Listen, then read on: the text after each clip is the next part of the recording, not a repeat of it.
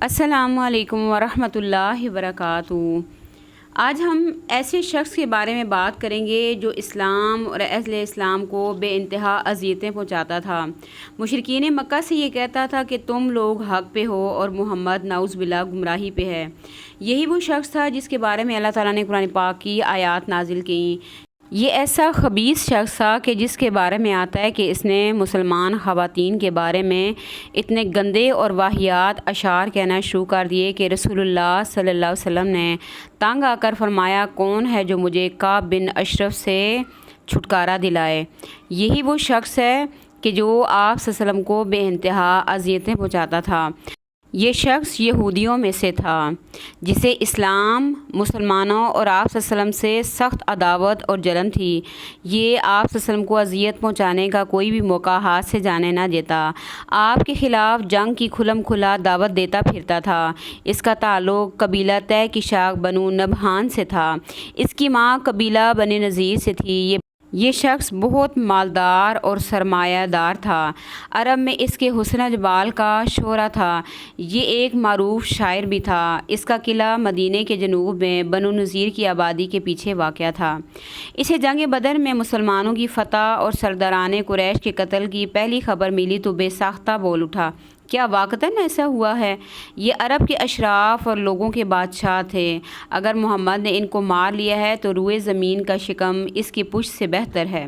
اور جب اسے یقینی طور پر اس خبر کا علم ہو گیا تو اللہ کا یہ دشمن رسول اللہ اور مسلمانوں کی ہجو اور مسلمانوں کے خلاف دشمنان اسلام کی مدح سرائی پر اتر آیا اور انہیں مسلمانوں کے خلاف بھڑکانے لگا۔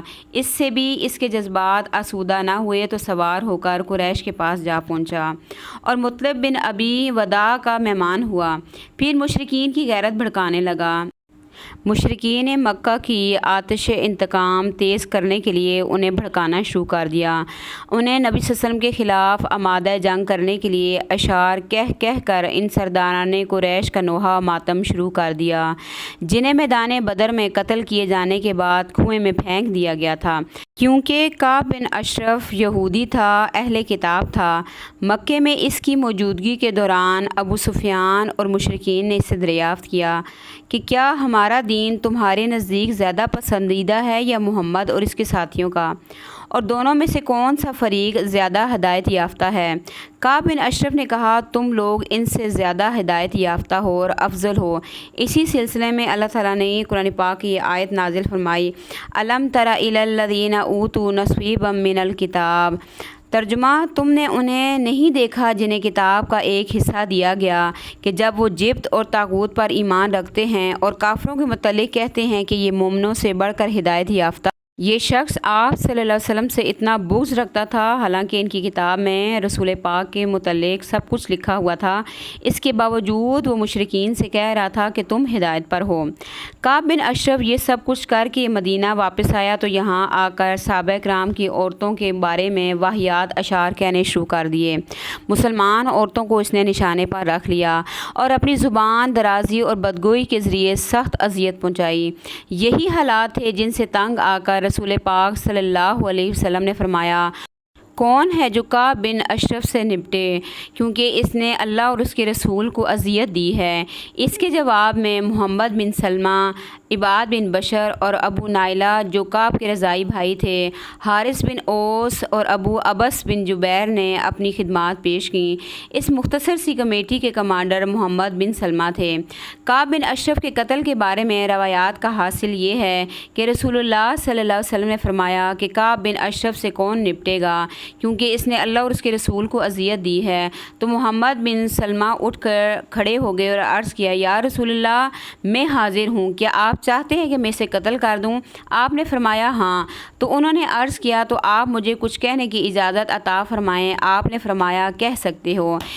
اس کے بعد محمد بن مسلمہ کعب بن اشرف کے پاس تشریف لے گئے اور بولے، اس شخص نے اشارہ نبی پاک کی طرف تھا، ہم سے صدقہ طلب کیا ہے اور حقیقت یہ ہے کہ اس نے ہمیں مشقت میں ڈال رکھا ہے۔ काब ने जवाब में कहा, वल्लाह अभी तुम लोग और भी उकता जाओगे। मोहम्मद बिन मुसलमा ने कहा, अब जबकि हम इसके पैरोकार बन ही चुके हैं तो मुनासिब नहीं मालूम होता कि इसका साथ छोड़ दें, जब तक कि ये ना देख लें कि इसका अंजाम क्या होता है। अच्छा, हम चाहते हैं कि हम आपसे 1 वस्क या 2 वस्क गला दे दें। काब ने कहा, मेरे पास कुछ रहन रखो।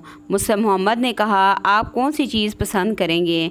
काब ने कहा, अपनी औरतों को मेरे पास रहन रख दो। मोहम्मद ने कहा, भला हम अपनी औरतों को आपके पास कैसे रहन रख सकते हैं जबकि आप अरब के सबसे खूबसूरत इंसान हैं। इस पर काब ने जवाबन कहा, तो फिर अपने बेटों को ही रहन रख दो। मोहम्मद ने कहा कि हम अपने बेटों को कैसे रहन रख दें? अगर ऐसा हो गया तो उन्हें गाली दी जाएगी कि ये 1 वस्क या 2 वस्क के बदले इन्हें रहन रखा गया था।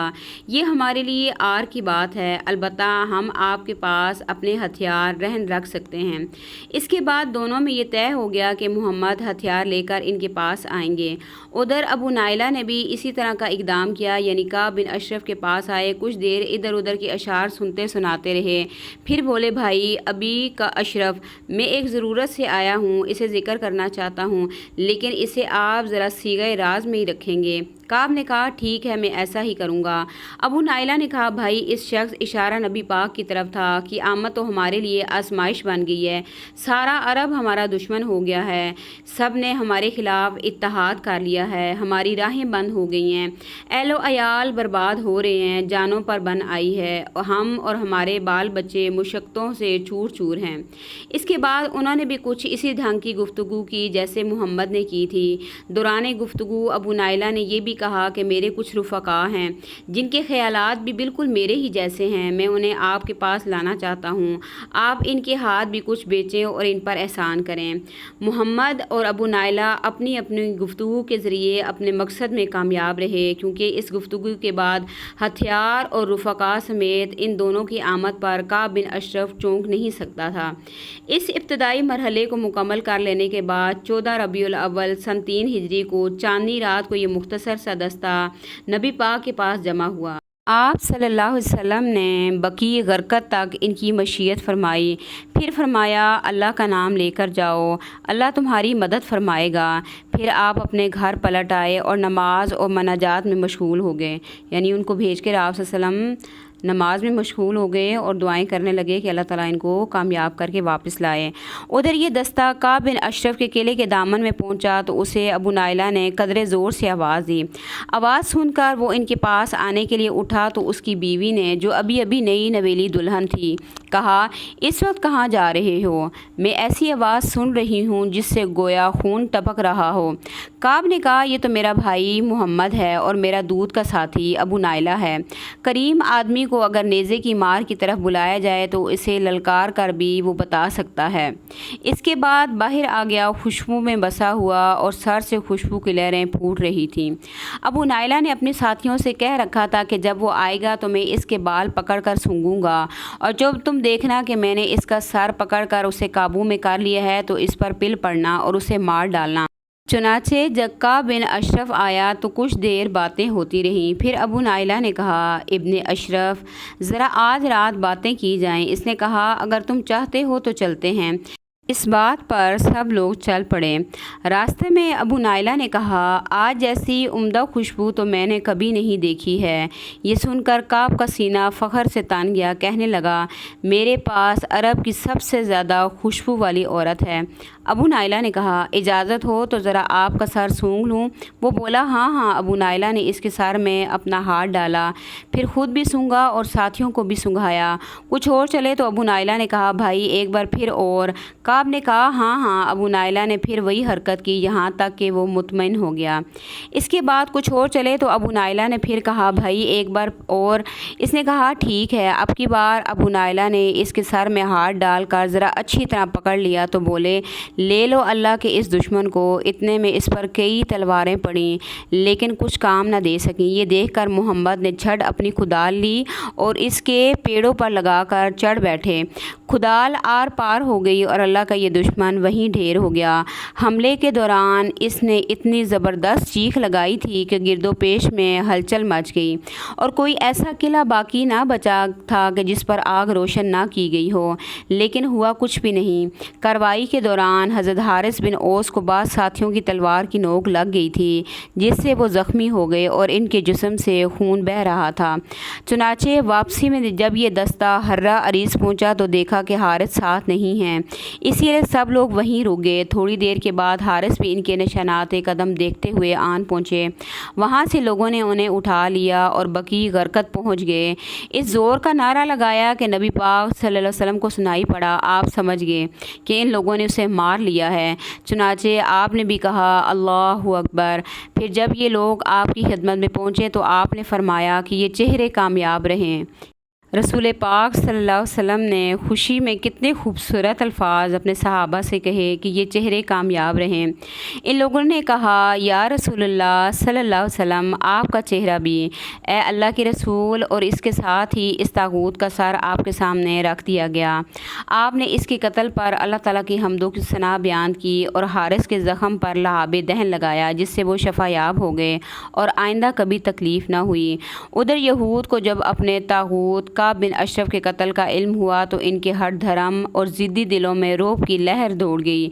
इनकी समझ में आ गया कि रसूलुल्लाह सल्लल्लाहु अलैहि वसल्लम जब ये महसूस कर लेंगे कि अमन व अमान के साथ खेलने वालों, हंगामे और इस्तराबात बपा करने वालों और अहद व पैमान का एहतराम ना करने वालों पर नसीहत कारगर नहीं हो रही है, तो आप ताकत के इस्तेमाल से भी गुरेज़ नहीं करेंगे। इसलिए उन्होंने अपने इस तागूत के कत्ल पर छू न किया, बल्कि एकदम दम साधे पड़े रहे, इफ़ाए अहद का मुज़ाहरा किया और हिम्मत हार बैठे, यानी सांप तेज़ी के साथ अपने बिलों में जा घुसे। इस तरह एक मुद्दत तक के लिए रसूलुल्लाह सल्लल्लाहु अलैहि वसल्लम बैरून मदीना से पेश आने वाले मुतवक्के ख़तरात का सामना करने के लिए फ़ारिग़ हो गए और मुसलमान इन बहुत सी अंदरूनी मुश्किलात के बारीगरां से सुबोदोश हो गए, जिनका अंदेशा उन्हें महसूस हो रहा था और जिनकी बू वक्तन फ़वक्तन सूंघते रहते थे। काब बिन अशरफ के इस वाक़े से हमें ये सबक मिलता है कि जो लोग अल्लाह और उसके रसूल को अज़ियत देते हैं, जो मुसलमान ख़वातीन के बारे में फ़ुहश गोई करते हैं, तो अल्लाह ताला अपने शेरों में से एक शेर उन पर मुसल्लत कर देते हैं, जो उसे सफ़े हंसी से मिटा कर रख देते हैं। वाखिर दवाना अनिल हम्दुलिल्लाहि रब्बिल आलमीन। अस्सलामु अलैकुम व रहमतुल्लाहि व बरकातुहू।